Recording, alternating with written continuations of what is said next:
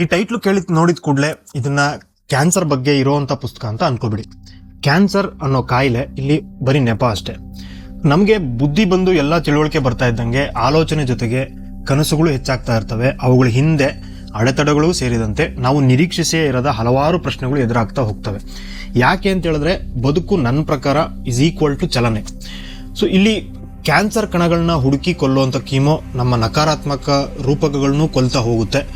ಆಗ ಹೋದ್ರೆ ಈ ಕತೆ ನಿಮ್ಮ ಓದಿಗೆ ಬೆನಿಫಿಟ್ ಆಯಿತು ಅಂತಲೇ ಅರ್ಥ. ಸೊ ಯಾರಾದರೂ ಅಷ್ಟೇ ಸಂಕಟದ ಕಥನವನ್ನು ನೆನಪು ಮಾಡಿಕೊಂಡು ಹೇಳೋ ಉದ್ದೇಶ ಆದರೂ ಏನು ಇದೆ ಅಂತ ಅನ್ಕೋತೀನಿ. ಸೊ ನಮ್ಮ ಕಷ್ಟಗಳು ಇಡೀ ಸಮಾಜದ ಕಷ್ಟಗಳು ಅಂತ ಅಂದ್ಕೊಳ್ಳೋ ಹೊತ್ತಿಗೆ ನಮಗಿಂತಲೂ ಯಾತನೆಯ ಬದುಕನ್ನು ಯಾರೋ ಬದುಕ್ತಾ ಇದ್ದಾರೆ ನೋಡಿ ಅಂತ ಪರಿಚಯಿಸುವಂಥ ಈ ಕಾಲದ ಉದ್ದೇಶ ಆದರೂ ಏನಿರುತ್ತೆ? ಯಾವ ಕಾರಣಕ್ಕಾಗಿ ನಮ್ಮೊಳಗಿನ ಸೂಕ್ಷ್ಮತೆಗಳನ್ನ ಗಟ್ಟಿಯಾಗಿಸುವಂಥ ರೂಪಕಗಳಾಗಿ ಇವೆಲ್ಲವೂ ಒಟ್ಟಾಗಿ ಎದುರಾಗ್ತಾ ಇರ್ತವೆ. ಸೊ ಇದನ್ನು ಕಂಡುಹಿಡಿದು ಸಾಗುವಂಥದ್ದೇ ಚಲನೆ ಅಂತ ನಾನು ಅನ್ಕೊಂಡಿದ್ದೀನಿ. ನನ್ನ ಪ್ರಕಾರ ಈ ಪುಸ್ತಕ ನೀವು ಯಾಕೆ ಓದಬೇಕು ಅಂತ ಹೇಳಿದ್ರೆ, ಒಂದು ಅಪ್ಪಟ ಮಾನವೀಯತೆಯ ಓದನ್ನು ನೀವು ಓದಬೇಕು ಅಂತ ಅನ್ಸಿದ್ರೆ ಖಂಡಿತ ಇದನ್ನ ಓದಿದ ಮೇಲೆ ದಯವಿಟ್ಟು ನಿಮ್ಗೆ ಏನು ಅನ್ನಿಸ್ತು ಅನ್ನೋದನ್ನ ಕಮೆಂಟ್ ಮಾಡಿ. ಇದು ಫಾತಿಮಾ ರಾಲಿಯಾ ಅವರ ಅನುಭವ ಕಥನ ಕೀಮೋ.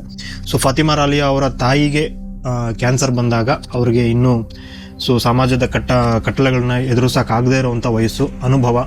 ಸೊ ಅಂಥ ಸಮಯದಲ್ಲೂ ಸಹಿತ ಅವರು ಸಮಾಜವನ್ನು ನೋಡುವಂಥದ್ದು ರೀತಿ ಅಥವಾ ಆ ಪರಿಸ್ಥಿತಿಯನ್ನು ನೋಡುವಂಥ ರೀತಿ ಮತ್ತು ಸಮಾಜ ಅವ್ರನ್ನ ನೋಡುವಂಥ ರೀತಿ, ಇವೆಲ್ಲವೂ ನಾವು ಆ ಜಾಗದಲ್ಲಿ ನಿಂತ್ಕೊಂಡು ನೋಡಿದಾಗ ಖಂಡಿತವಾಗ್ಲೂ ಒಂದು ರೀತಿ ಈ ಮನಪರಿವರ್ತನೆ ಅಂತೆಲ್ಲ ನಾನು ಹೇಳಕ್ ಹೋಗೋದಿಲ್ಲ, ಆದರೆ ನಾವು ಕಾಣದೇ ಇರೋಂಥ ಒಂದು ಬೇರೆ ಇನ್ನೊಬ್ರ ಲೈಫು ಖಂಡಿತವಾಗ್ಲೂ ನಮ್ಮ ಅನುಭವಕ್ಕೆ ಬರುತ್ತೆ. ಅದೇ ಅನುಭವ ಕಥನ, ಅದೇ ಈ ಪುಸ್ತಕದ ಯಶಸ್ಸು ಅಂತ ನಾನು ಅನ್ಕೊಂಡಿದ್ದೀನಿ.